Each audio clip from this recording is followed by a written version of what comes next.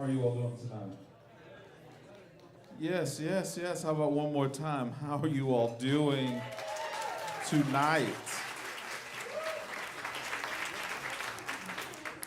You all sound excited to be here, and we are happy to have you in this house. My name is Adan Jackson. I am the Director of Education and Community Engagement here at Jazz St. Louis. And it is a pleasure to welcome you here this evening to our second Whitaker Jazz Speaks series, Women in Jazz. Give yourselves a hand.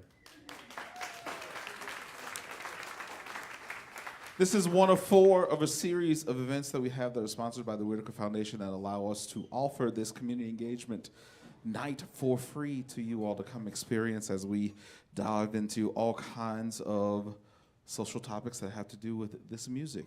Our first one had featured David Sanborn, and that was amazing. If you missed it, you missed a treat. Our third one will be on Billie Holiday. It's a graphic novel. Come check that out. That'll be early next year. And then our fourth one will be featuring Ron Carter, band director from East St. Louis Lincoln Senior High School, a revisiting of what he did over that program from when it was non-existent to when it was the #1 jazz band in the nation for high school. So please check that out. Without further ado, to get us started tonight with this Whitaker Jazz Speaks event, Women in Jazz, I'm going to introduce Victor Goines, our President and CEO.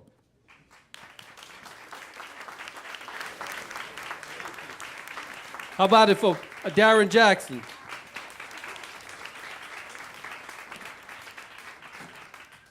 All right, it's a pleasure to have you all in the house. This is a very, very important evening for a lot of different reasons. And so we're gonna just get started by saying the Whitaker Jazz Speaks series is made possible due to the generosity of the Whitaker Foundation. So please give them a well-deserved round of applause for supporting this series.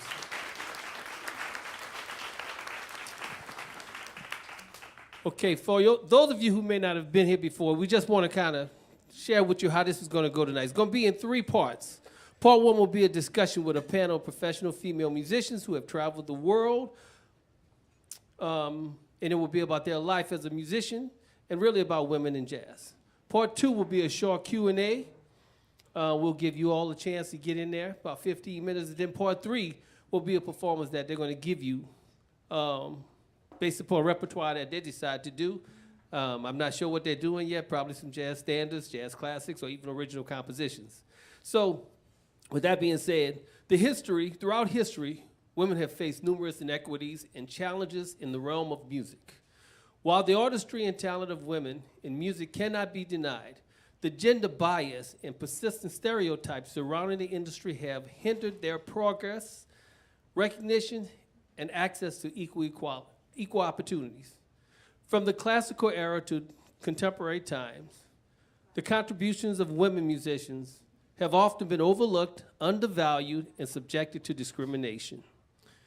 This inequity has manifested in various forms, including limited representation, wage gaps, lack of leadership roles, and a prevailing culture of sexism. However, despite these obstacles, women in music have persevered, shattered barriers, and continue to pave the way for future generations. In this exploration of women's inequities in music, and specifically jazz, we will delve into the historical context as well as illuminate the ongoing challenges faced by women artists and the steps being taken to create a more inclusive and equitable industry. So I want to introduce our guests for you tonight. All of these performers have many accomplishments, toured the world, received a plethora of awards, and are well documented. Their accolades, individually and collectively, are a display of excellence and elegance. So I'm going to introduce each one of them to you now. On the drums is a young lady who currently lives in Los Angeles, California. She is a composer, band leader, and educator, as well as the director of jazz studies at California State University, Northridge. Her latest recording is entitled Divinations. Please welcome to the bandstand, Miss Tina Raymond.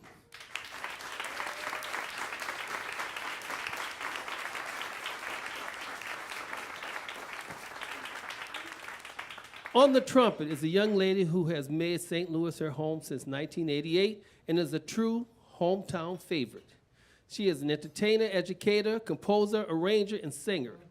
She performs in a multitude of styles ranging from jazz to electric funk, rock to brass band, and Latin to classical, to name a few. She leads a multitude of ensembles under her own name and is a member of the Jazz St. Louis Big Band. Her latest recording is entitled A Dawn Weber and Friends Christmas. Please welcome to the bandstand, Miss Dawn Weber.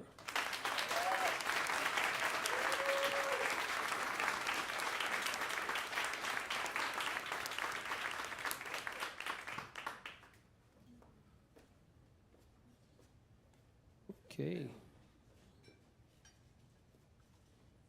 The next young lady has been on the scene as a bassist, vocalist, and producer for over 2 decades. As if that wasn't enough, she added filmmaker to her portfolio. She created her own record label entitled Hot Tones, which has produced 9 recordings, including her latest, Feet in the Mud.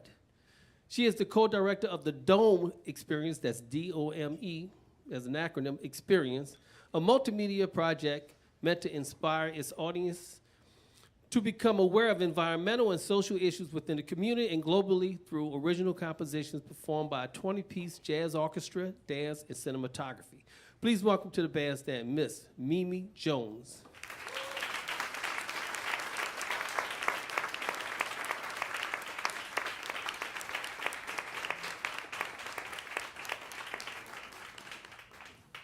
And our band leader for the evening is a pianist, conductor, musical director, educator, composer, and arranger.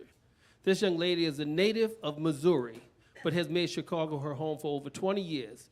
She recently returned home after traveling on the first U.S. tour as musical director, conductor of the musical Six, the Musical. Her latest recording is entitled Bring Joy. Please welcome Miss Jo Ann Daugherty.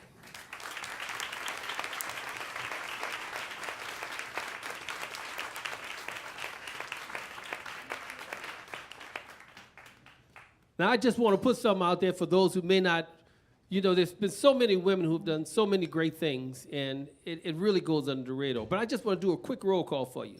Velma Middleton, right here from St. Louis. Jean Trevor from St. Louis. Marilyn May, Julie Turner, group of women. The Bluebells, the Parisian Redheads, Lil Hardin's all-girl band, the Harlem Playgirls, the International Sweethearts of Rhythm, the Diva Jazz Orchestra, Ella Fitzgerald, Betty Carter, Billie Holiday, Nina Simone, Mary Lou Williams, Sarah Vaughan, Marion McPartland, Cassandra Wilson, Esperanza Spalding, Toshiko Ashioshi, Jerry Allen, Diane Reeves, Cecile McLaurin Sylvan. There's no short list of women who are doing great things in jazz. And tonight we want to talk about the inequities that these women have had to deal with for so long to arrive just where they are today, but they can go so much further. So I have a series of questions I'm going to put out here. I'm only the facilitator. I'm not going to answer one of your questions.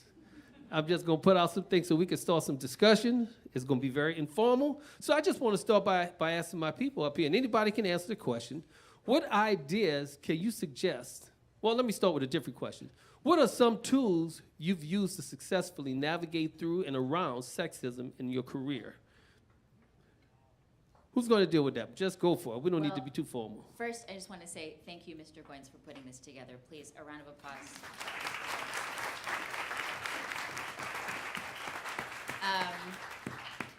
And I think a lot of women can relate to when moments come up where you're approached by sexism. It's always a surprise, and it shouldn't be, because you know it's coming, but it is often a surprise. So let me tell you a story, and then I'll tell you the tool. When I was 21, I went to Los Angeles to study with the drummer Jeff Hamilton. And I went to lunch when I got to town, and he was like, so how's it go? I was in Cincinnati at the time studying with his teacher, John Von Nolan. And he's like, how's it going in Cincinnati? I'm like, it's cool. It's kind of hard being a woman in this music. And he was like, yeah, whatever. And then I went to his gig later that night. And on the set break, there was some music playing. And I was arguing with another student of his who the drummer was on the record, and it was Art Blakey. It was so obviously Art Blakey. And the club owner came up and said, you know who this is on this record? I'm like, yeah, I'm a drummer. I'm a student at Jeff's. And he said, you are? You put on a short skirt, I'll hire you. And without missing a beat, bless Jeff's heart, he said, what do you mean I got a short skirt? And so the moment was immediately diffused. And the lesson I learned in that moment is how powerful humor is to deflect that kind of attention, that kind of unwanted objectification. So I look for those moments now as moments to practice humor. And that's been my tool, which you could also view that as it's kind of sad that I have to do that. But it does make it possible for me to not take that energy on, that I can deflect it. So that's a tool that I have used. Anybody else want to respond to that? This is open. I could piggyback off of that. How you guys doing, by the way? We're so happy to get to talk to you. Well, we've all had those instances. There are like millions of them. They happen every day. Even if you're not a musician, you know, it's all the time. You get used to it. But it always chips off a little bit of you. You know, you have to stop and think, was I? Okay, I guess I'm cool. But one of the missions that I have now is because at some point, you know, when the Me Too came out and we were all just like focused on it, it almost felt like a fad, and people were angry and they should have been angry. But then where do we go from there? So I like the fact that you're using that tool. And it's important to know that, like, it's hard to change generations of a mindset. So, you know, we don't want to hate on people, not trying to produce or promote, like, all females, no males, you know. So I took some time to just talk to males and see, oh, how do you feel about that? And they're like, I'm not touching that. I don't know. I try not to say anything. I'm not hiring him, you know. And I was like, well, that's not it either, you know. And to encourage people to educate themselves, it always helps if a male has a daughter, because then it just switches everything. It's like, oh, I wouldn't want that for my baby, you know. So, like, you know, you think about that.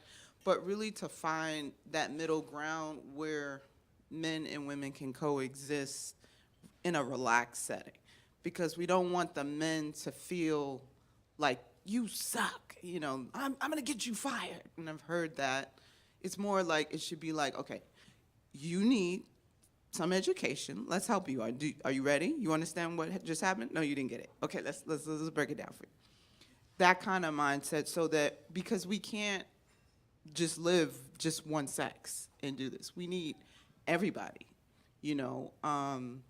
And so I just think it's important to not fall into, if you look at it as a tool, to not fall into just being like angry, because as you said, then you carry that and your whole thing is like, and that's not the energy that's gonna allow for messages, music to come through you and to share. It's a circulation kind of thing. And you just get really tight, and then it affects you, you know. And just, I mean, this just popped in my head. When I was in about 18, I used to wear really big T-shirts. It was in style, but super big T-shirts and overalls, like, because I didn't want anyone to see what I had going. Just like, don't look at me. You know, I'm just playing bass. I'm just trying to get it. And what it did was it kind of isolated me. I also wasn't proud of my body. I felt like it was like a shame, because if I showed a curve, now I got to go through that, you know, being on the bandstand, taking a solo with a famous jazz musician saying, ooh, your toes look so sexy. And I'm on a bass solo. I'm like, oh, thank you. You know, so, you know, it's just like little things sometimes. It's not little, though. Yeah. It's not little, you know? But you know what I mean? Like, it shocks you. It's shocking. I think that's the thing. Like, you don't even know. So now I'm trying to react like, you know, wow, so you didn't see how that would distract me from that solo. You felt that was the best time to tell me. And they're like, well, I can't see. See, this is why I can't. No. Let's talk about it. Because I love you. And, you know, we need to share this. So not being afraid to get in that uncomfortable space to educate. Not everybody's going to want to do that, and that's okay. But I think it's important that, especially the young people coming up, younger generations, that it's just taught, you know, we have to respect each other. And just like between race, we can't just go around saying all kinds of things, you know. It's the same thing with the women. It's like, and I'm just going to throw this out there too, because we're on that. What a perfect world, utopia would be if women were included just in general.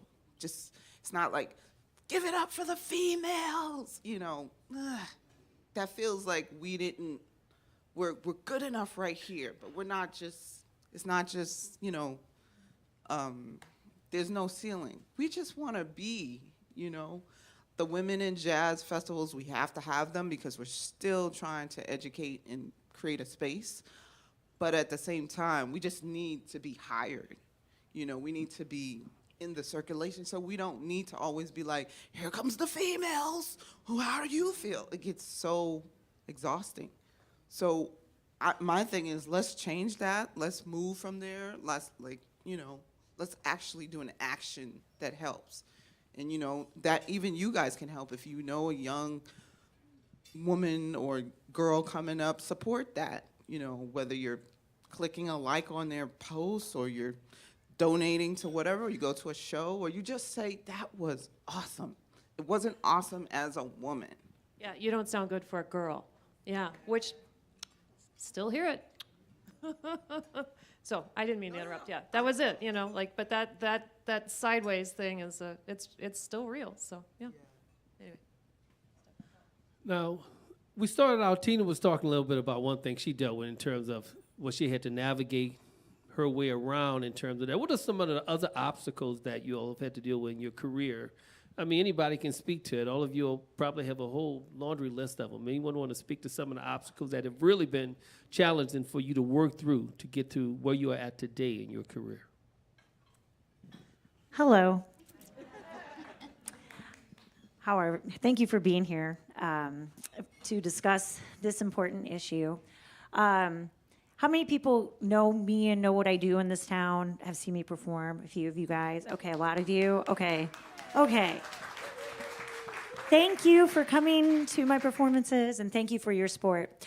So everybody knows me as I am St. Louis's, like, positivity cheerleader. You know, we can do it.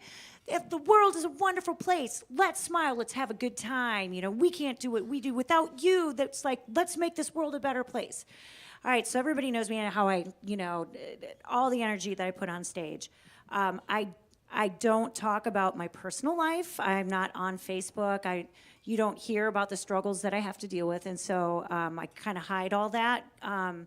And so I'm on a stage to tell you a little bit about what it's really been like in this town. And let me start off with a story. All right, so I'm playing for this big public event, thousands and thousands of people doing my job. I am, you know, speaking to the crowd, singing the songs, and doing some of my originals. And I look over, I'm playing with some different people, and I'm like, charts are there. And I'm like, they start. Hey, it's a two-feel. Two, boom, boom, boom. No, two-feel, walking, two-feel. On the chart, it says two-feel. Boom, boom. You mean like, I'm like, yes, that's right. The entire job, just eyes rolled at me, wouldn't look at me, had this angry look at his face the entire job. And while I am doing my job, performing, smile on my face. You don't ever see me without a smile on my face on that stage. You would never know what's going on in my life, never know what's going on behind me. So after the job, I pulled the musician aside and I said, I have to talk to you. Do you have a problem with me? And he's, no, why? I'm like, because you act like you have a problem with me. He goes, well, I'm just used to, the girl is the singer and the band leads the girl. This was just a couple years ago. So this is still going on. This, not with everybody. It's not an everybody thing. It's just, there are some people out there that it's just, for some reason, it's hard for them. So my response to him was, okay, this girl standing in front of you schlepped all that PA in This girl standing in front of you was running the PA while we're performing. This girl also wrote and arranged the tunes that she provided a book with you on your stand. This girl is also playing a trumpet, and this girl's name is on that poster right there for this event. And this girl is the girl that is writing your check. Do you have a problem with all of that?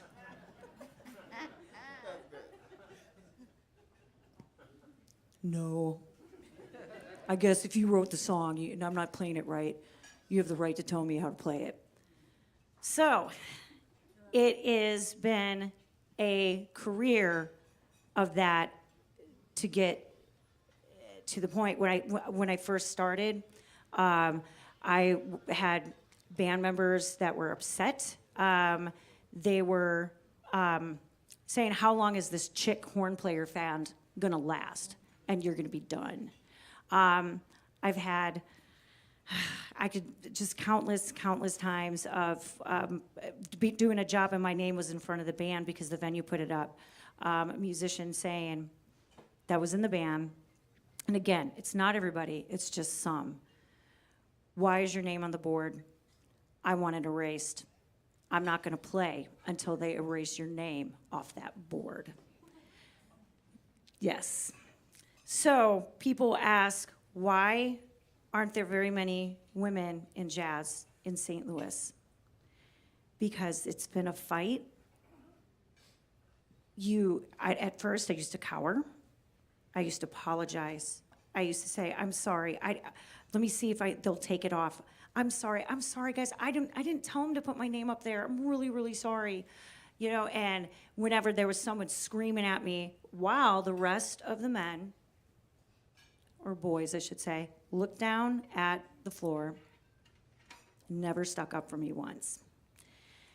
And one time, a musician, after the fact, a few years later, he's like, you know, Dawn, I want to apologize to you. I never stood up for you, and I'm so sorry. What was going on was wrong. You should have never been treated that way. And it still happens. And if anybody, you know, just watches my career of the different changes that have happened, there was a big change about, 15 months ago. And now it is Dawn Weber and good company. I started a new thing because I realized I'm not going to apologize anymore. I'm not going to cower anymore. And I'm not going to work with people who have a hard time with being nice and being kind just because I'm not a dude. And anybody that makes you feel small or makes you feel like you don't belong or that you're not good enough or they're above you, I finally in my career, I don't have to work with people like that. I've got a whole city of musicians that will work with me and that are happy and that are nice and that are respectful.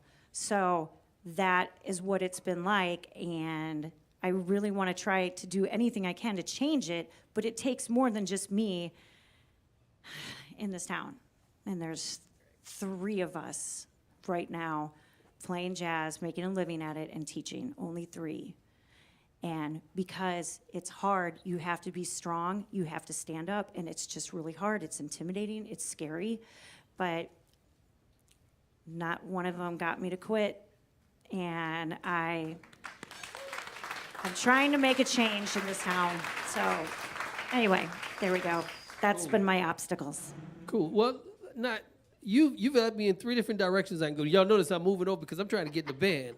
You're talking about coming together, but I'm way over there, y'all over here, so I'm going to just come stand closer. Because, you know, we need to come together. We went through social distancing for COVID. Now we need to socially interact again. So, anyway, I'm looking at the ladies on the bandstand. I have the drummer right here. I'm going to pass Miss Daugherty for a moment. I have the bass player, and I have the trumpeter over there. Now, I'm going to tell you, I'm selfish with this particular workshop because I'm doing a PhD on the inequities that women have dealt with in music. I've done my research, as Ms. Daugherty would say, do the research. So, but she's playing piano. Now, she's playing an instrument that was accepted to be something for young girls.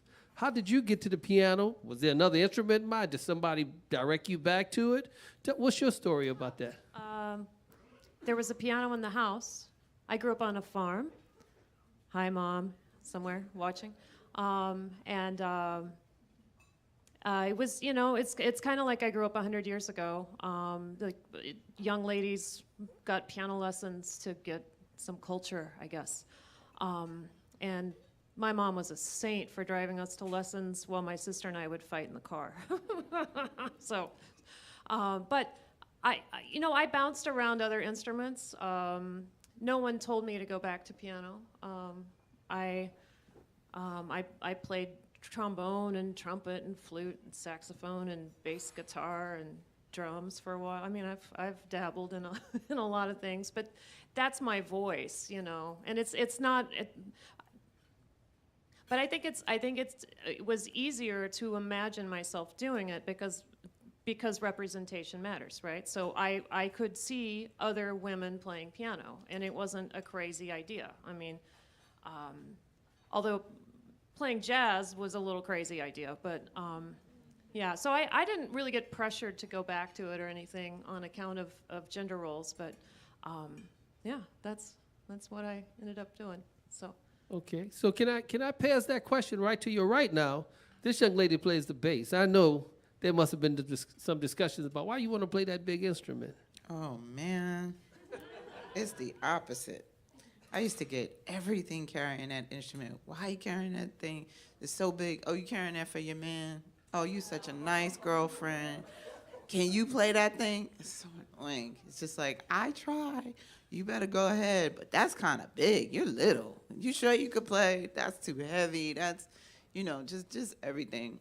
And I actually started out on guitar. I told my dad I wanted to play with Michael Jackson, and he was like, oh, okay, I'm gonna put you in. So I used to play flamenco guitar. That's where he started me. And then I got to high school of music and art in New York, and there was no guitar teacher, so they switched me to cello. No voice on that, no sound. Everybody would run out the room, but I practiced. Sounds like a bunch of herd of dying cows. And then when I touched the bass, it just spoke. So I really do believe that, as you said, there's a voice, you know, and I couldn't play a lot, but it just felt easier, like way easier. And I was like, playing the Barney Miller theme, for any of you who know what that is. In the mirror, swinging it around. Oh, this is cool. And then at the time, the bass didn't have a wheel yet. They didn't invent that, you know, the commercial wheel. So I used to carry it. So I did have a boyfriend, so he carried it for me at times to the train station. It was like 10 blocks away, and we traded. It's a lot of work. You know, and it's expensive. The strings, you're gonna spend over $100 to repair it. It could be like in the thousands, basses themselves. So you have to want to do that. So I don't know. At some point I tried other professions, and it always just came back to me playing. And when I wasn't playing, I was so sad, you know. So it's a natural thing when you find that thing. It's like you could lose sleep doing it. You could, I don't know, hurt yourself, and you're like, I can still do it, you know, as opposed to like a job where it's like, I didn't like doing that anyway. Well, that's too heavy, you know. So, and then we got the wheel, and I was on my own. It's like, so yeah, I think it's, you know, it just kind of comes through you. It's really not about gender at all, you know. And Ron Carter, for the love of me, you gotta get what is it, 5/8, the small one, a mini bass. And I'm like, I don't want a mini bass, but your hands are small. I was like, I will compensate. You don't listen, you know, because he was my teacher at some point. And I'm so glad I didn't listen to him. That was a mess. That bass has no sound. Half size, that's what it was, a half size bass. So You said it sounded half size too, huh? and it sounded half size. I got a big personality. You know. I know what you mean. All right. I want to actually, all of you have gone to undergraduate school, I think, if I read your bios. Maybe some of you have gone to graduate school. I didn't get that deep into it. But all of you have had associations with schools of music, jazz studies. So Now, Miss Raymond here, she actually teaches at a university. She's director of jazz studies, as you heard me talk about Cal State Northridge. So can you tell me about the changes that jazz institutions, universities, organizations, arts organizations, what have you seen to be done to address the gender disparity within this genre of music? I took the job.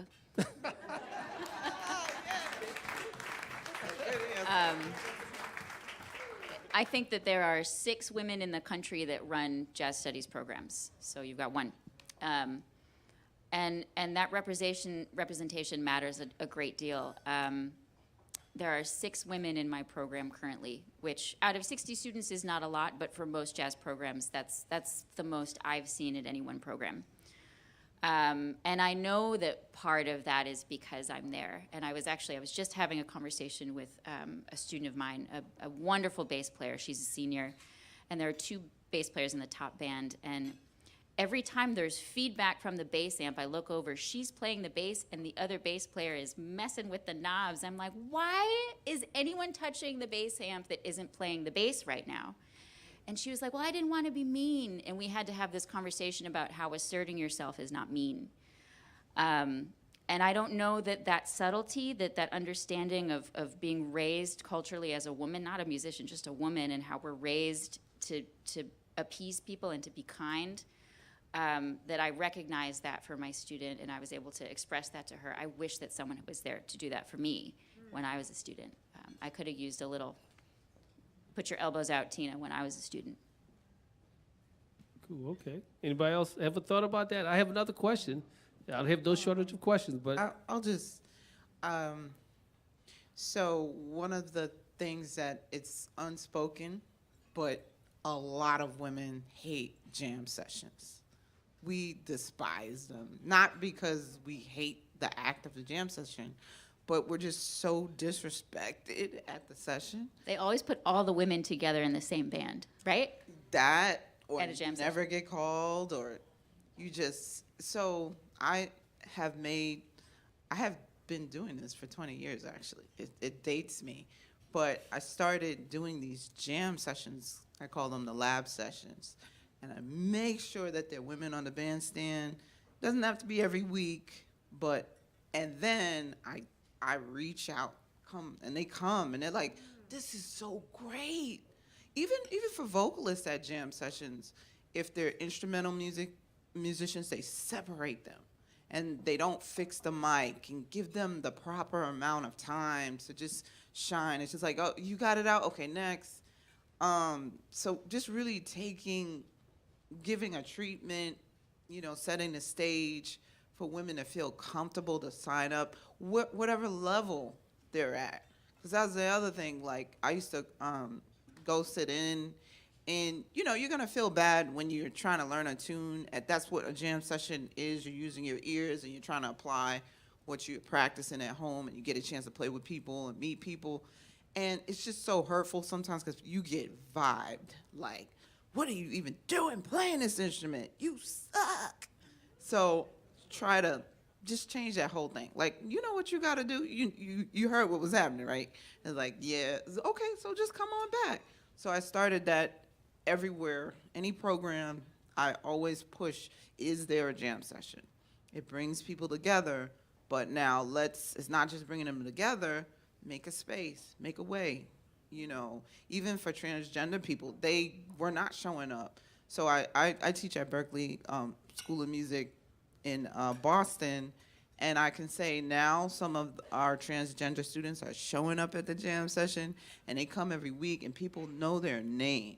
That is a big thing. It seems so small, but for people to care, and what do you call it? A person to not see you as your sexual entity, but like, wow, you really sound good. Hey, I got a student recital. Can you do my recital? And I'm seeing this happen, and it's just so beautiful. All the girls that be coming in, no, I'm just sitting here. Okay, well, come on. Well, you can sit and relax, but don't you want to try? Just come. We got girls just getting in there now, and after a while, they come in like, they own the place. I'm like, okay, I see you. That's good. Okay, so that's something that, I know that I promote in that way, and just to change the mentality of like, we are not respected at the jam session, and to make it more loving, so. Cool, thank you. Here's a thought I have now. Okay, all of you have traveled the world. Y'all have been all over the world. Y'all have done gigs everywhere. Men have been doing it the whole time through entertainment, throughout centuries and all. But they they go on the road and leave their kids behind. How's it for women having to deal with that, with having children, for those of you who may have children, or those of you who decided not to have kids? What have been the struggles that you all have dealt with in that particular area? Anybody want to address that? I don't know who have kids, y'all can break it down. I do not have children. But that was actually something that I had to come to terms with, letting go of what society told me was going to make me happy. There was like a period of time where, had a fiance, bought a house, got a dog, like, why am I not happy? So there was a period of time that I had to really come to a reckoning of like, what is actually going to make me happy? And it doesn't include children. I have 60 college kids, that's plenty. So. Hey, you can send them home at the end of the day. That's right. Oh, sorry. I was going to say, I don't have children. I had never met the right person at the right time. So I don't know if I would have. I do know that I am now a stepmom. And they see me not home a lot because my schedule is in the evenings and it's on the weekends. They see me practicing all the time. And they see me like stressed out and like freaking out about this show. I'm like, oh my gosh, it's like so hard, it's so scary. And I know Avery, one of the assignments at school was, does anybody in your family worry? Like who worries, trying to deal with worrying. And then she's like, Grammy, and then they said, Dawn, maybe, I think, I'm not sure. So we asked her, it's like, so do you think Dawn worries? She's like, well, no, she gets really stressed out though sometimes when she has like some really hard stuff to do. And I'm like, no, Avery, I'm not worried. I'm absolutely terrified. It's a completely different thing. So, and Dave goes, and what does Dawn do when she's stressed out and terrified? She goes down and she practices and she works really hard. It's like, yes, she does. So they know that there is a sacrifice. They all do because, but then when they do see me perform, then they get it. They've seen me on stage at Powell Hall with the St. Louis Symphony. They've seen me, performing for, thousands of people at a big festival. And they know how hard I work just to get it. And hopefully that hard work that they see and that drive and that dedication is something that they will see as not a bad thing because I don't have the same schedule as they do, but as something that can inspire them that if they want something bad enough, they have to work really hard and have to have that drive. So I hope that's what will come out of the fact that I'm always practicing and always teaching and always performing, so. All right, thanks. Jo Ann, you want to add something to that, or? Nah. I wanted to say a little quick Yes. thing. I will not name any names, and I will probably get in trouble. But one time, one of my close friends, so she was having problems with her husband, who happens to be a musician, and she's a musician. And he just was not showing up. He separated from her. The family didn't want that to happen, but he did that. And then, so, she has 2 kids, so she was like, this is just so hard. She had to quit working. She was working at Berkeley, and she had to quit to just be at home so her kids could come home to their mom. And she started working for a middle school, which is so different. You don't get the shininess of like, I work for, but, the money was coming in and good. And So she goes to a festival, and she's the sideman on a festival because she started, her kids started doing well, so now she's back to traveling. She gets there, and she sees her husband, and he's like, "What are you doing here?" She's like, "Well, what are you doing here?" He said, "Well, where are the kids?" She said, "I don't know. Where did you last leave them?" And it's just so funny. I mean, I think it's really important. One change that I'm starting to see is that women are not, because I kind of came in a tail end of an era where women would hide that they're pregnant. That was like, "Oh no, don't say you're pregnant, you're not gonna work." Now, women are more like, "Yeah, I wanna get pregnant before it gets too old, make this part of it, play at places where my child can come and watch the music," or, more employers are being conscious about women doing this because, I mean, if we don't procreate, but respecting, I think it's very important to have the right partner who will support you in what you do, and it can be done, and it's happening, but I definitely have seen a lot of people, and I'll just say this because I really praise her, Miss Jerry Allen. I used to see her with her kids, and she would be getting ready to go on the biggest stage ever and be like, "You sit down, put your shoe, did you get," she was like a mom. And then she'd come out like a regal queen and play, so they're getting it done, but I think the times have changed, and it's being more accepted that, you can have a child. And I always wanted one. It didn't happen, so I'm kind of like you, Tina, like, I got kids all over the place, so, Cool. I wish I could have seen Jerry Allen in that, but she was very introverted, except when she played. And she was married to Wallace Rooney, who was another great trumpetist. So she had to have a very strong personality to be able to offset that. But I will tell you, she has a fantastic son who's a trumpeter, who's out here making all kind of pathways along it. Okay, I kind of lost my place where I was at. We're starting to run out of time, but I want to invite our people on Facebook Live. If you have a question you want to add, we're going to take maybe one or two for Facebook Live. Please put it in the chat there. Somebody will retrieve it. We'll see if we can actually ask it at the end. But I wanted to see if there were any successful initiatives or policies that you all have seen that are aimed at addressing the inequities that women have faced in music, and if so, how effective have they been? Okay, I'll jump in on this one. I think all of these efforts are really important and have to happen. And I still have mixed feelings about talking about myself as a woman playing piano, because I'm just a person who plays piano. But I understand that without, change doesn't happen without trying, right? So that's what we're here trying to do. And so a lot of thoughtful things, like jazz festivals, or, like I did a high school jazz festival, and they were so thoughtful about, like, how can we elevate women in this?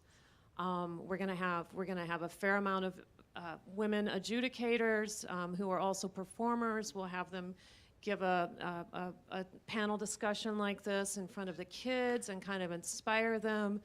And then we'll have them sit in with our student big band, and then they can stay and watch our real guest perform too. And which is not how it was presented, right? But I thought, how is this being taken? Like, it was awesome. It was like so thoughtful. But I'm looking, like, as we were doing our panel discussion in that setting, it was a sea of young women, which was super, super cool. But they weren't the ones that needed to hear this. It was the boys. We need to train them not to see it as sport, to the instant of a young lady, a girl has the nerve to stand up in front of people and do something, it is sport to tear that down. If the clothes are wrong, the shoes are wrong, look at her, how does she hold that horn? Like, everything is just kind of up for for attack. And that is the thing that drives young improvisers out of this, you know. It's those people who should be our colleagues, you know, and end up as our colleagues doing the things you're talking about. I just left kind of with such a bitter, sweet thought of what was the message those kids left with? Because the top band was all the top high school band was all dudes, you know, and then here I was guest starring with their high school band. So I think it's real important that people see women band leaders in whatever shape they want to put a group together, whatever that includes, but just so those voices get out, and just to really think through what the total picture we're giving young folks when we do these things. There were more thoughts, but they're kind of swirling out. So. Okay, great. Now, I remember two things come to mind when you talk about that. We had Tia Fuller here recently, and she was fantastic. I've been knowing Tia from her time in Denver, where she's from. And there's a video that we have somewhere on our website of these young ladies who were talking about the experience of Tia and how it was so inspiring to see people who look like them. You know, that's their spirit right there. That's the power. But and one young lady was brought to tears. She lost her words. She couldn't say what she would say. She was so full because of the experience with Tia. The other one, and I hope she doesn't mind me mentioning her name, Camille Thurman. And Camille took another path other than music to arrive at her destination for a lot of challenges that she dealt with as a woman in the industry, going to school and studying, I think it was geographical science or something like that. And she said that when she got to college, she had a band director. And he heard her playing, and he said, well, why are you not in the music department? And she told him whatever she said. I don't quite remember that part. But she said what he told her was, look, you're just trying to find a safe place to exist in. So he created a safe space for her to exist inside of that program, which brought her back to her love, which was music. So have there been safe places that you all have encountered in your careers that allowed you to get beyond those very, we all have little levels that we have to break through. Have y'all had safe places like that? Absolutely. I think all of us can think of many, many mentors, men and women, who have been there for us and supported us unconditionally. For me, the safest place I found was California Institute of the Arts, where I did my master's. Studied with Charlie Hayden, Joe LaBarbera, David Roytstein, Wadada Leo Smith, a Ghanaian master drummer who is like my favorite human on the planet. I went and hung with him in his village where he's a chief in Ghana. It was life-changing. But to have that, and they were all male teachers, but to have this unconditional support of these master artists, it just felt like Charlie Hayden was on my team. I'm so grateful for that experience and for those mentors. Yeah. So I also am a classical player, and I also grew up where trumpet was a man's instrument. So I was also in that generation of there being a fight for equality in that. And it happened in the classical scene. Brass players, it's 50-50. There is no difference. It doesn't matter what you look like. If you can play, you can play. And so I'm hopeful that can happen to the jazz world, because I have seen that happen in another genre. Right now, I would say my safe space that I have created is doing a soul jazz night where I am now taking musicians from all different parts of the city, North County, South County, pairing them together with people that they've never necessarily played with, and I'm trying to build community and good vibe through creating through soul jazz, and it's been going really well. It's like it's been a very supportive and creative time, and it's made me grow. It's made me feel more confident about what I'm doing. So, yeah, I think also a person can also create their safe space too. I was just gonna say, I know we're running out of time. Being a mentor, you can be a mentor to anyone. Just people learn by example. And, you know, like a baby, it doesn't do what you tell it to do. It does what it sees. So it's just really important, just as a society, for us to be more responsible and accountable for like what we're doing and the decisions we're making around other people, and setting the precedence for it's okay to, you know, I was a big mask wearer, and this is a good example. You know, that pressure of like when you're the only one with a mask and you look so crazy and people like vibing, it's okay. And then they would see me and I just wear it. Then I'd see more people around me, like, because I really wanted to wear it, but I was just waiting for one person.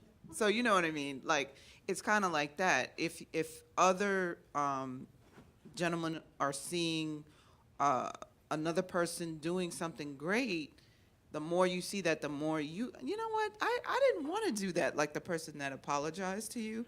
I just did it because I would look stupid if I was the only one who didn't, you know, support what they were doing. I had two very great mentors, and they were men. I kind of was abused by one of my teachers early on in my mid-teens. So when I met some older mentors, which that is a part of learning, because in this music, it's kind of like the stamp of approval. Your mentor tells other people, hire that person, this is my student, they're getting it, or go over there, try out for this, try out for that. I kind of missed that because I was so scared after this one teacher that I had. And I was about 15, so I was really confused, because you're confused anyway. And then later on, maybe in my early 20s, I started to come out of my shell a little bit more. And I met, well, when I was maybe 17, I met the great Lyle Atkinson, the bass player. And he took me under his wing. He never tried anything. It was always about the music, and this is how you're gonna survive in life, and as a black woman. And it got weird at the end because his person felt that he was giving me more attention, so I had to let that go. And that really, I cried for days for that, because when you have somebody you really care about,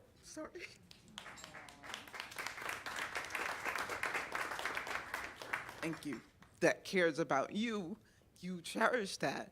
Later on, I got another person that came, and I was kind of like, I don't know, because this is just, it never works for me. He was like, I tell you, I'm there for you. He was a great drummer, the great Michael T.A. Thompson. He helped me to buy my first house, not monetarily, but like, you got to read this book. Did you read the book? I was like, I got to go get this job at UPS because I need, you know, I'm coming out of college. There's no job. He said, before you go to that interview, you're going to read this Rich Dad, Poor Dad book. I read it. He's like, did you read the book? I did. Okay, get off my back. What do you want? Because I didn't trust him. He was like, you're going to get this. By the end, I had bought 2 houses. And he was like, I'm so proud of you. He helped me to open up as a player, because I used to just try to be so perfect.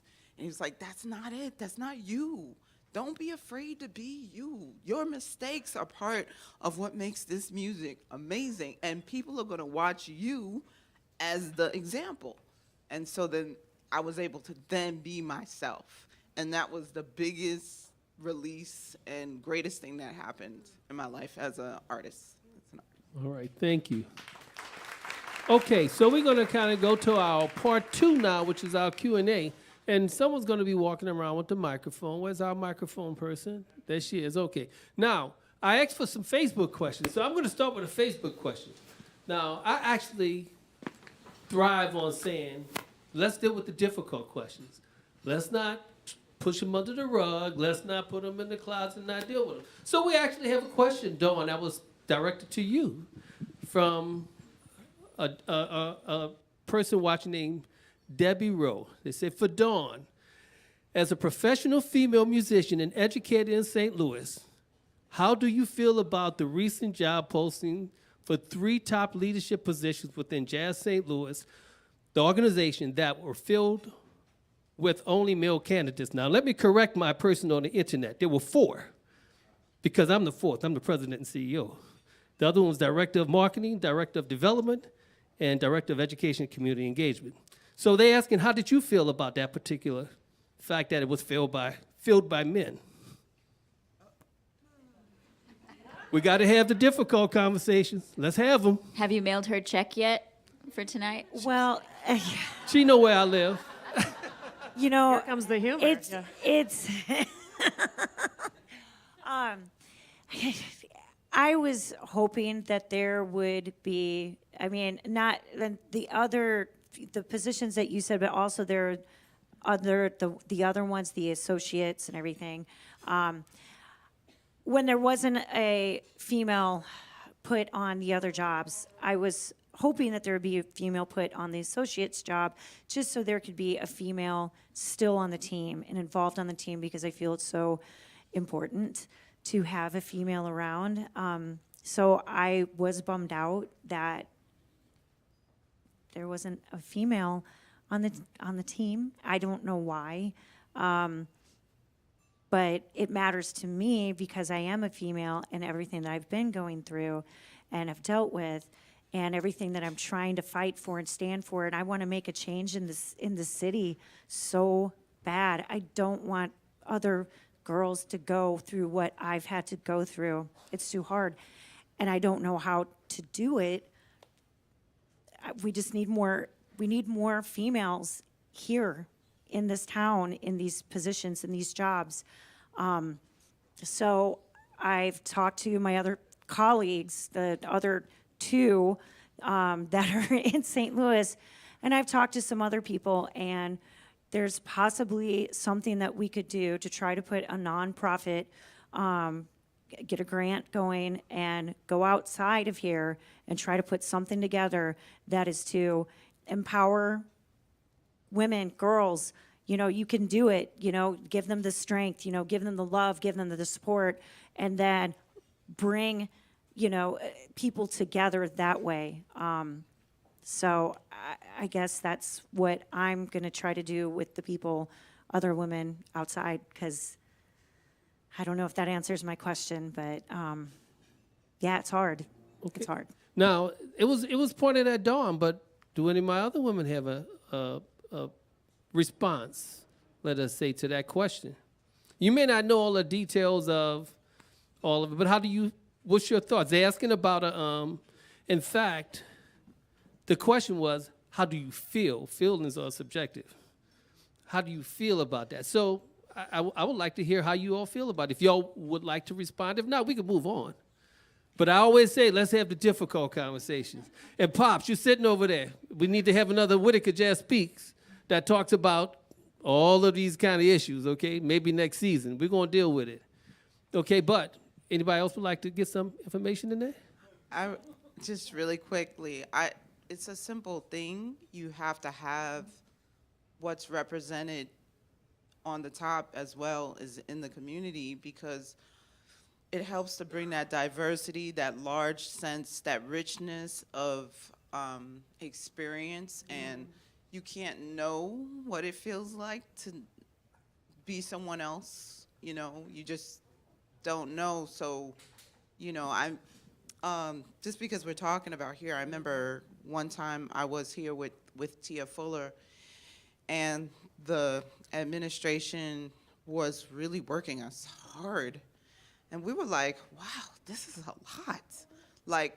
Because when we're teaching the children, we don't play. We're like giving it out. It's a lot of energy to put that out and get them motivated and, you know, excited about what they're doing.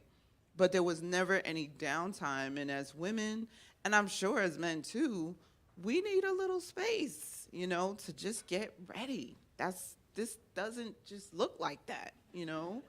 You gotta wash the hair, you gotta dry the hair, you gotta bring it down a little bit so we were trying to explain that, and they were like, no, you have to go. And it was like, so we did a little boycott. We were in this room, actually. It was like, no, you're gonna go upstairs right now. And the three of us, it was Tia, Matt Wilson, and I, and we said, no, we're gonna sit here, talk to these kids. And then the kids were like, we wanna keep talking. We wanna ask questions. We wanna know about them. We don't need any more lessons on the instrument. They did that all week. Can we just get to know them as people? And how do you do this? How do you survive? You know, it's like, okay, I did all my scales. I'm gonna graduate. I played this, I wrote that, but how does one survive? How are you a person making this work? So I remember that we were here, and we sat down, and we didn't get up, you know, and we took that time, and we felt a little bit bad because we don't mean to be disrespectful, but sometimes you have to just say, wait a minute, I'm not a robot. You know, I need a second to just, could I get some water? Can I get, and I'm not saying that this is really one of the best places that I have worked at, no lie. They take care of you. The vibration here is wonderful. It truly is what you are feeling right now. You know, the wait staff, from the top to the bottom, it feels great. And our hotels are always taken care of. But it was just this one little tick of like, I think it was a nervous energy. Like, you gotta, and we were like, you don't have to do all that. You know, let's just bring it down. And from there, the person was like, oh, okay. So I think it's important, you know, cause then Matt he's like, I'll do it. If you know Matt Wilson, he's got a lot of energy. I'll do it. But Matt he's not young. So it's like, Matt, you gotta rest too, bro. Like, you just bring it down. You're okay. He's like, you're right, Amy, I'm tired. And I'm like, right. So it's just, you know, important to have diversity so that people can stand up for the things that they know they need, you know? And then there's always some person that you thought you were worried about the music. I didn't play the right notes, but some little person was like, wow, I can do that. Oh my God. Because you know how you felt when you saw something in it. And that's the whole thing right there. It's not always about the perfection of the, you know, so. Yeah. So can I ask you a question now? Yes. You mentioned you needed a break, right? Yes. Did you need a break because you were a person or because you were a woman? I needed a break because I was a person in that instance. But, so, you know, you said we're talking real talk. We are talking real talk. We ought to call this real talk. Yeah, so sometimes as a woman, you need space. You got to go use the bathroom. Well, guess what? Depending on the time of the month, you cannot hold that. Everybody has nature calls. But it's different. There's pressure. It's the There's PG audience now. There's additional pressure. And women know what that is. But men wouldn't know what that is. You know what I'm saying? And it's not that it goes away because you use the bathroom. Sometimes you just need a moment to recapture your body. We don't get to say, you know, I'm in absolute pain right now. Those cramps are kicking. And because a man would be like, ooh. You know what I'm saying? But to have a woman that's like, are you good? No, you good? You need something? It's like, yeah, I do. That could be a Motrin. And I'm just keeping it real. And it's like, you got. We don't even have to say it. You good? Yeah. Can you help me? Okay, got you. Well, the only thing I'm adding to that is pain does not discriminate. Okay? No, it doesn't. But yeah, it doesn't discriminate. We got okay. some other stuff Good. going on. All right. We gonna keep it real. Okay. Let's get something in the house now. We got somebody in the house. Thanks a lot for talking about that, Mimi. I'm not dismissing it. And oh no, we gotta keep. That's right. There's a joke I saw recently that it's like, to know what it feels like to give birth without an epidural, ask a man what his last cold was like. It's something along the lines of that. It's funny. Hey, it's funny. I got jokes. Hey. It's a sedan. That's the inside joke. Yeah.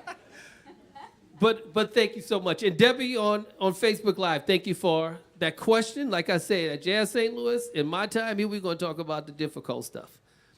We will learn, if nothing else, to agree to disagree.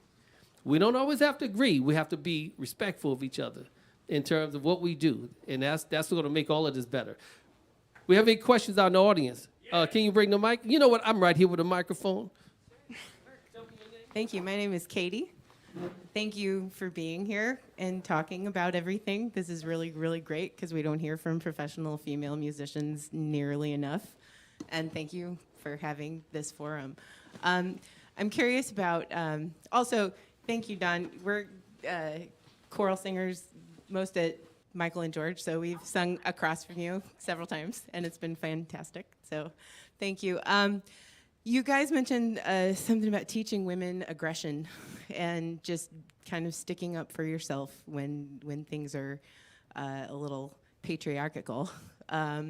So I'm wondering, especially, we just were talking in the car over here about auditions that we had that we had gotten feedback that was really misogynist and unfair and not having anything to do with our actual abilities, but really just a reaction to us daring to kind of be there a little bit. So I'm wondering what your philosophies or mantras are. I'm sure you don't need to audition anymore, but okay, maybe you do. But when you go into an audition and you are basically putting yourself up for a sense of judgment, but you also are wanting to defend yourself and to defend your dignity and personhood and all of those things. So I'm just kind of wondering, how do you steel yourself for auditions or competitions or anywhere where you are willingly putting yourself up for judgment on not only your abilities, but also your appearance and also your personality and get along togetherness sometimes too. So just wondering what your thoughts are on that. Like, how do we personally? It is a lot of performances and a lot of, like, if you're playing with new people, it's almost like everything's almost like an audition, kind of, you know. Especially the nature of our work is pretty informal a lot of times, unless you're in the university setting, right? So like you go, I don't mean to hop on there, but you know, it's not even an audition. It's just I show up to a gig with a bunch of people I don't know, right? And the thing I've had to really, I guess my mantra is I have every right to be here. Like there's, you know, like, and it's there will be all the instances when you're told you don't, and that's the very magical act of othering that happened to you, right? You don't belong here. You don't have the right to try, the nerve of you to try to do what you just did, right? You do. You belong. You're a full person. You belong. Now, that takes a lot of, you got to fill that tank back up a lot. Because I can have that, like, blazing full blast one day, and the next it's just like, oh, this again, you know? But I want to tell you, like, when the next time you wonder, at least one lady on a stage somewhere told you and all your friends, you have the right to be anywhere you want to be.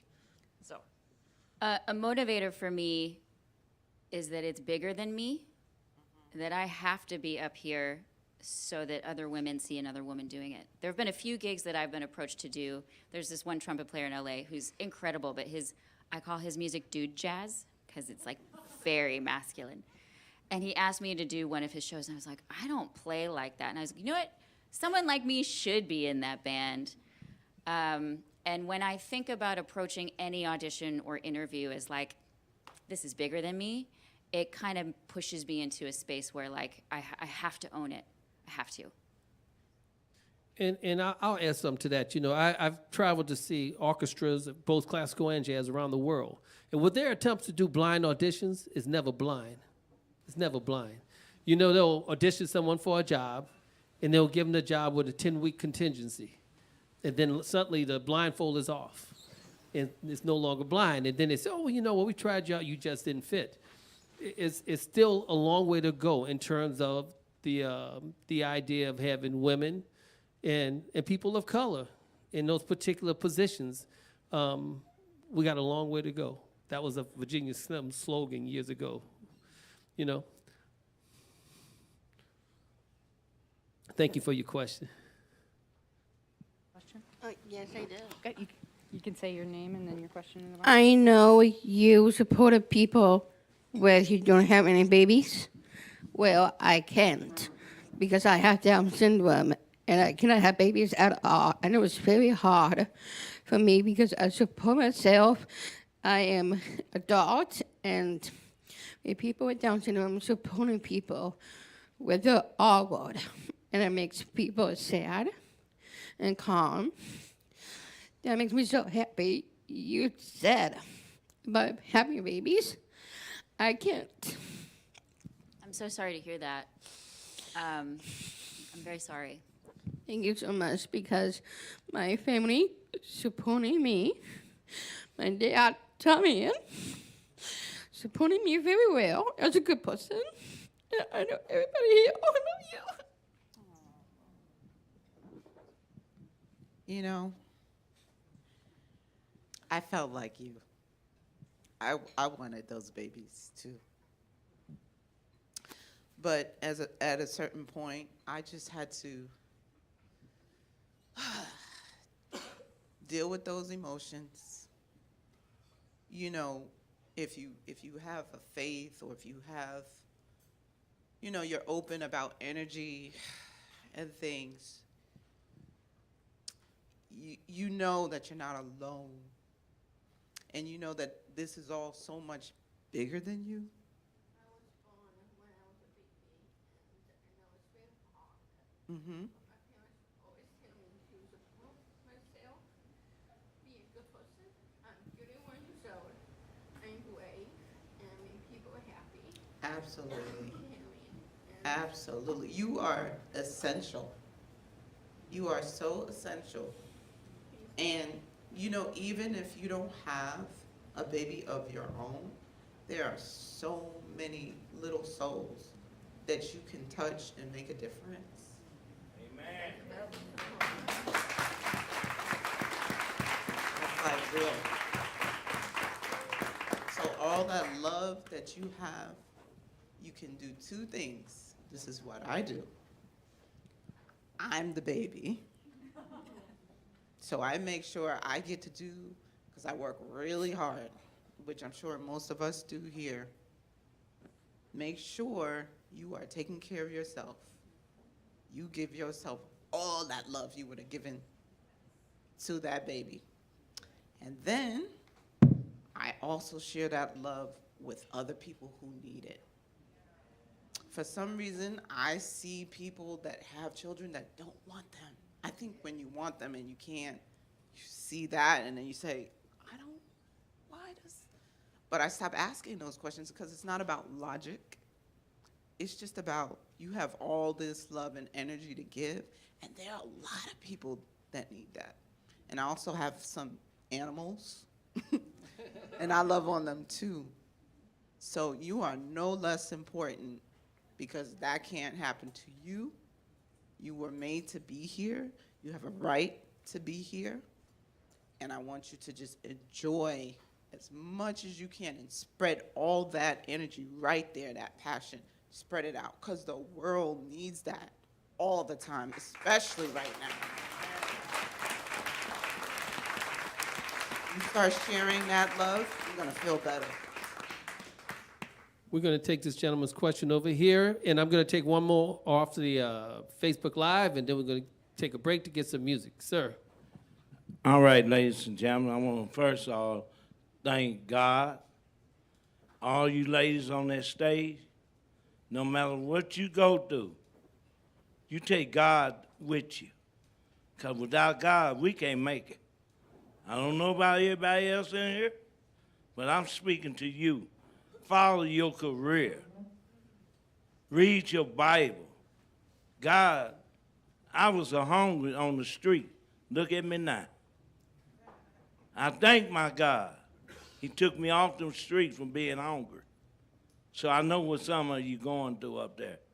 and God bless everybody in here. Thank you. Thank you. Okay, our last question is from Matt Horman from Facebook Live. He says, what's the next step for women in jazz, and how can the community better support this important subject? I'd like to give an answer to that as well. Now, Ms. Daugherty and I, it's no mistake she's here. We've worked together for a very long time. And I had a group while I lived in Chicago that was a quartet, and my piano player was female, my bass player was a female, my drummer was a male. They could all play. That's why they were there. I just did a big band record in New York. 50% of the band happened to be female. I didn't hire them because they were women. I hired them because they can play. And they all brought, including Sarah Hanahan, who was here last week, and Liesl Whitaker, who's the lead trumpet player with Diva. I can roll call all of them. So my particular perspective is to give people a chance. You know, I may be a male, but I'm black. It was a very difficult climb for that too. So if you want to, first of all, for Matt, if you want to help this situation in terms of leveling the playing field of being equal, inclusive, and diverse, hire some women to your bandstand who can facilitate and play your music that you have in mind. That's my take on it. Women, can each one of you all give us a brief take on that? That's 100% it. Also, if you're an educator, your masterclass series, one woman guest is not enough. You want to have more representation. 50% of your guest artists should be women. That demonstrates that you're not just checking the token box, that you're actually invested in promoting a diverse set of women in your masterclass series and your guest artists. And adjudicators. Yeah. If you're a patron, I would say, support, donate, support, buy albums, follow people, like be a fan, be out at the shows, let people know you're interested. If you're an educator, work on everyone from the young up on how not just to play music, but how not to be a jerk while doing so.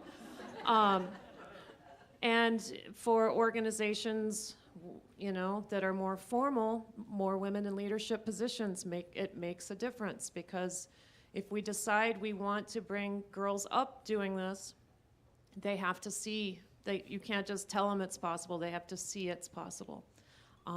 So it's kind of everyone can do something, I see a couple young girls over there, and I'm trying to, so there's a couple in here. Because St. Louis, we need more. We need more women. We need more of you, please. It's not going to come easy. It is hard work. Jazz is not easy.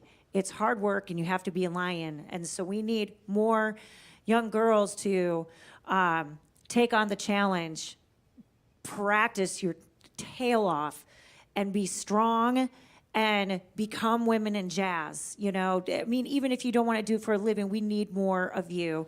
We need more of you doing the fight. If there's people being mean, don't take it. Keep practicing. Work hard. And if someone's being mean, work harder. Be better. That's how I took it every time someone, I was home crying because I was treated so bad. Yeah, I wiped the tears, and it made me work harder so I could try to be better.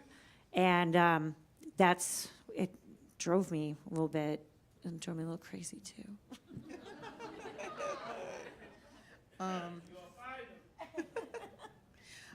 I would say, just to piggyback off of everything that was said, as a program director, to make sure everything is not from your perspective.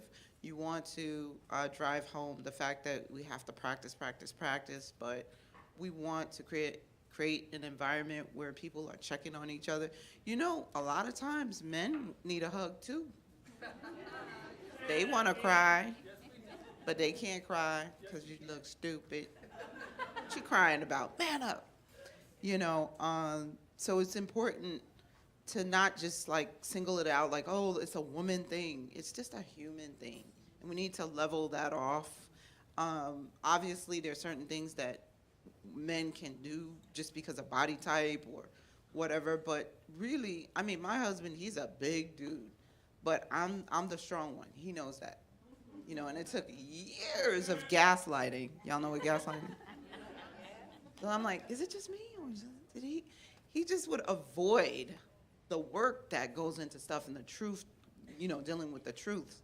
And I was the one that said, this is not working. We have to figure this out. He's like, oh, you're tripping. You know, women just worry so much. And then he'd be like, I'm hungry. You have anything in your bag? And I'm like, I told you we should have thought about getting some food. Or, you know, that's just an example. The other thing is, and it kind of speaks to you guys and what you were saying, don't be afraid to sit in yourself. We need more people to be themselves. You go into those auditions, be you. They're tribes of people. And so some tribes won't like you. You don't need to deal with that. Try to do it, go through it. You have to go through it, find your tribe. They give you the huddle. That's keeping good company around you. That positive energy where they're not afraid to tell you the truth and feed you what you need. The other thing, was one last thing, and I feel like I'm gonna lose it. It was good too. I'm getting old, yeah. All right. Well, this has been a fantastic opportunity to have these conversations. From my right to your left, coming forward, please thank Dawn Weber for being here.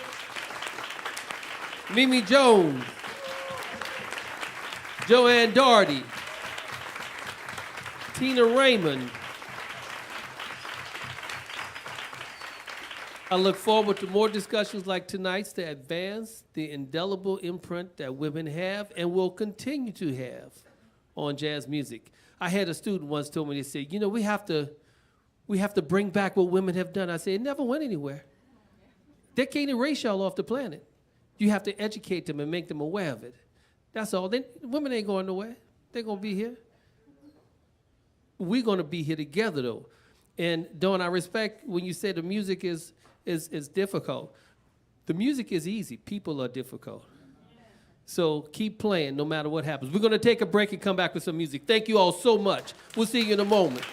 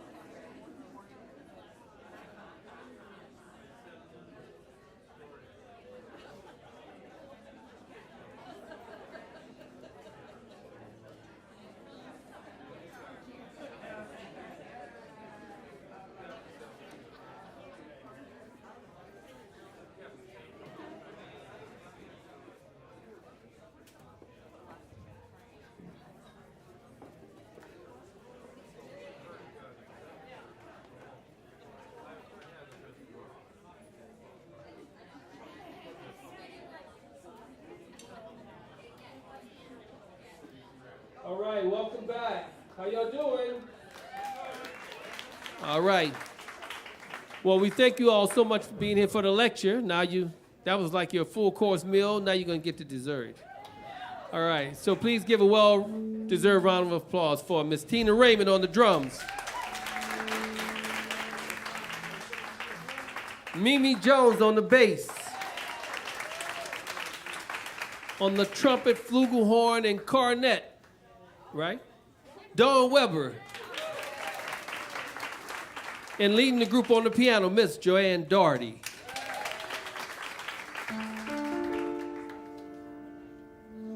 Thank you all so much for sticking around. Now we're going to do what we really do, which is play music. That was a lot. That was a lot.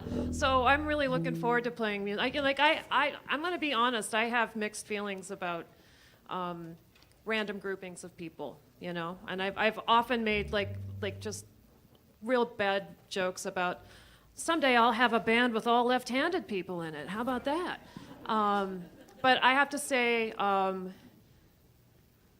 that these people are quality, and it has been just a pleasure to spend the day with you guys and to play music. And so let's do it. We're going to start with a tune by Tina Raymond. This one's called Brushfire. Shall we just start? And then this microphone can pass to you if you want to talk about it or anything, but I think we should just get some music going.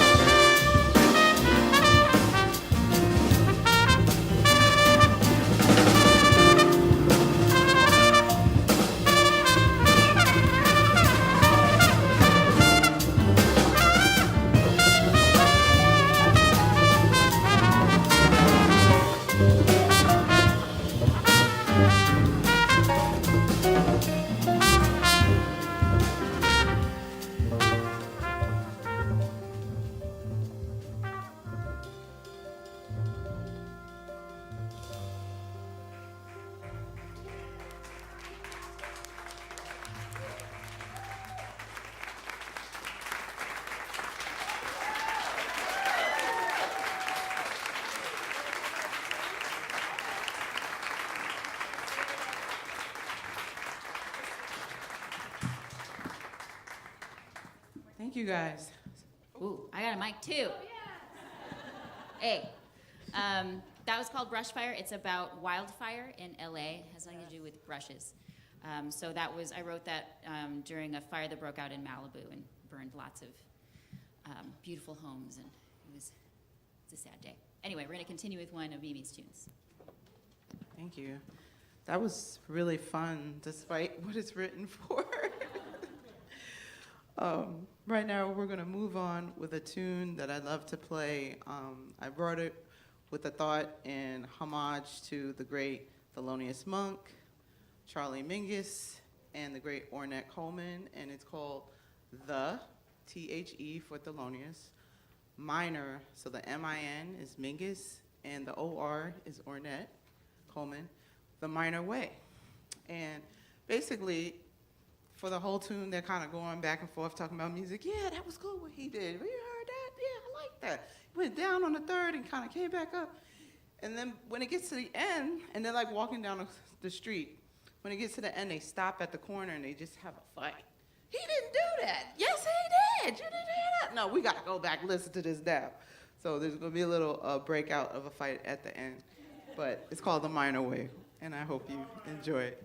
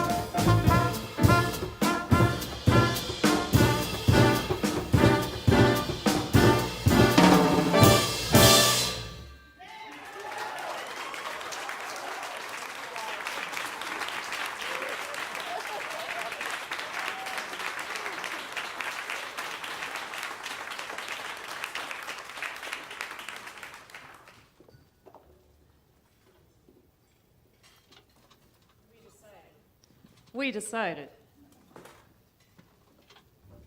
I'm deciding me and this mic stand aren't friends anymore. We decided to play original music for you tonight. Thank you. Because there's not always the chance to do that. And when we were kind of putting out ideas around each other, it was like, what if we each like send in, just kind of at least do one original tune and then pick something you like. And everybody sent me amazing stuff. So this is what we're going to do tonight. We're going to play original music for you. This one is, so we started with Tina's music and Mimi's, and now this one is one of mine. I had the wonderful experience of playing at the Havana Jazz Festival with Victor Goines in 2020, right before everything died. That's a bad way to say it. Right before everything paused. Anyway, but I didn't know the pause was coming. So this song was it's called Home from Havana, because I wrote it when I got home from Havana, and I just had all these sounds swirling in my head. And Cuba music, there are very few things I've done in life that required more. We were talking about, do you belong? How do you work your way? Very few things I've done that required more guts than walking into a room in Cuba and saying, I play the piano, because everyone there is a monster. A complete monster, and they do not expect women to be in the rhythm section. They have some serious ideas about all these things too. Anyway, this song is kind of a throwback to an older style of music, Home from Havana.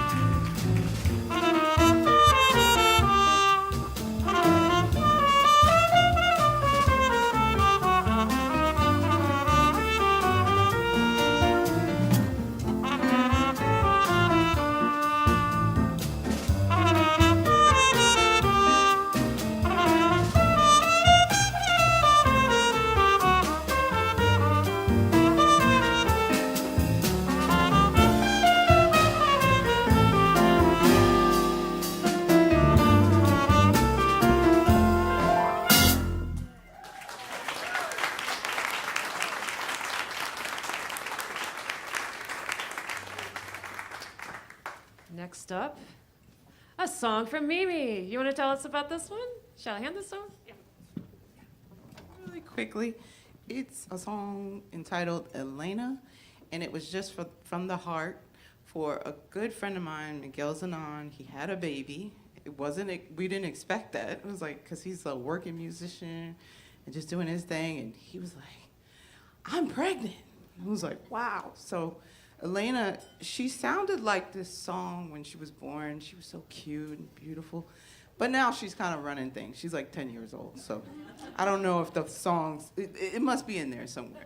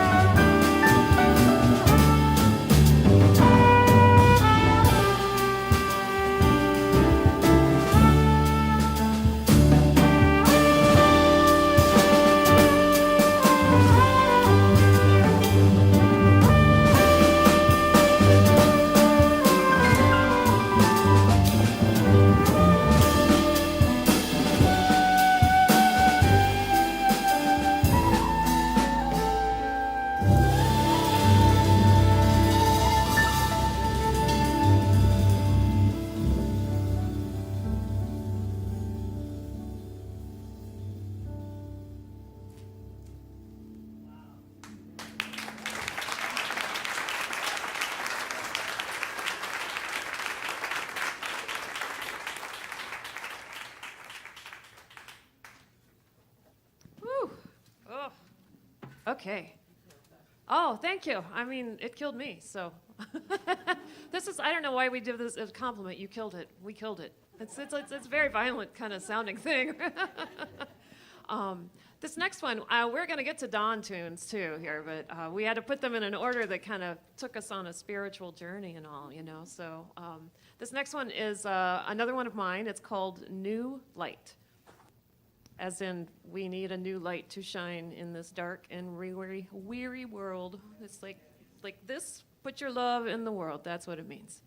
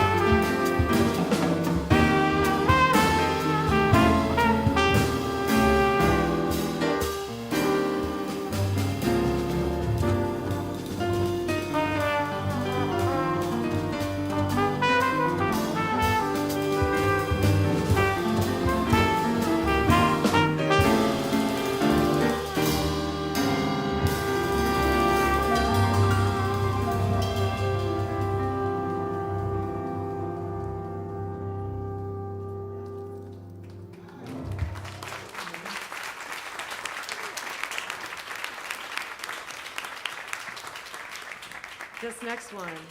We've been waiting for it. This is a Don Weber original. Yeah.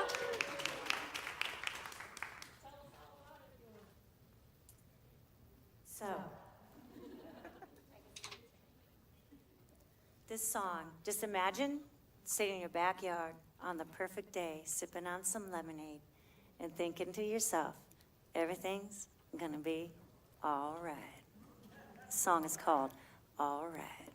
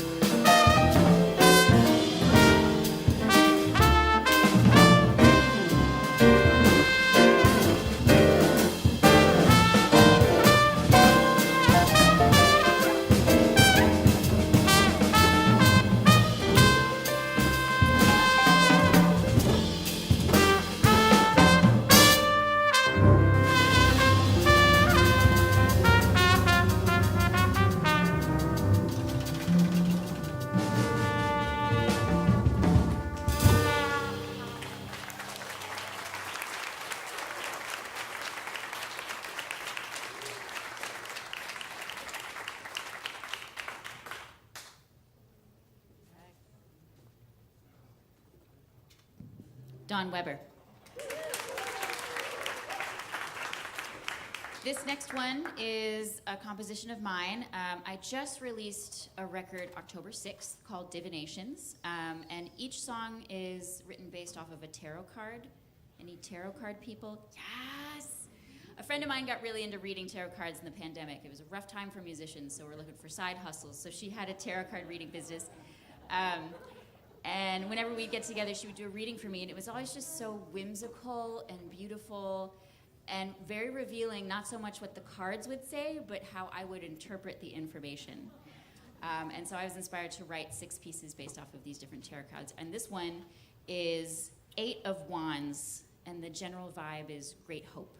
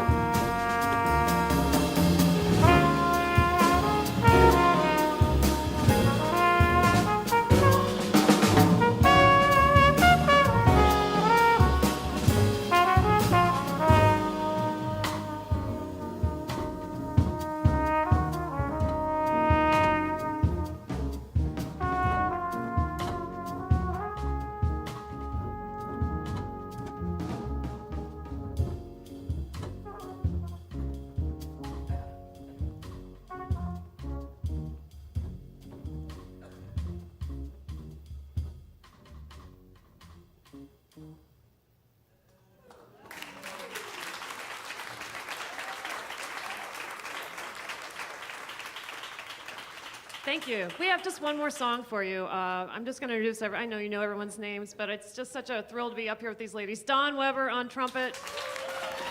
St. Louis' own. Tina Raymond on the drums.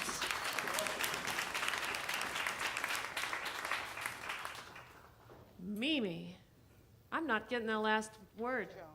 Mimi Jones on the bass, everybody. Mimi Jones. What an honor it has been for me to hear all of your composing voices. It's really, yeah, thank you. Thank you for bringing so much to this. We have one more. This is Dawn's tune. You want to tell us about it? It was written on a lot of Red Bull. And it's called The Little Locomotive. And it was during grad school. And when I would drink some Red Bull, it was like the little engine that could. Thank you to Mr. Goines, and thank you to Jazz St. Louis and Bob for having us, and thank you all for being here.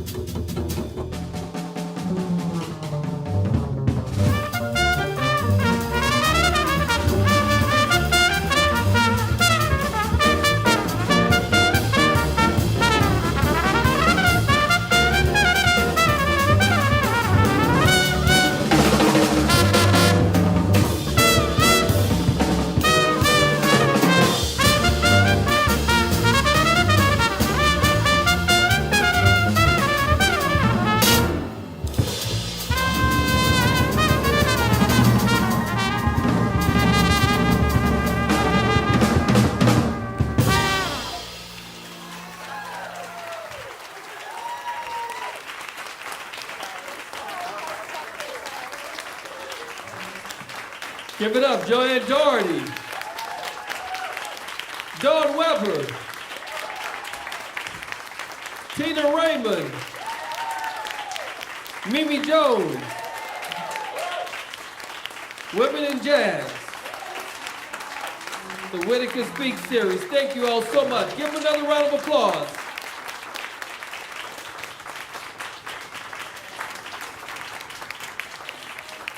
Thank you all so much. Thanks for coming out. Please take a look at our calendar. There's a lot of things taking place here: performances, education, community engagement. It's a pleasure to have you. Be safe. We'll see you soon.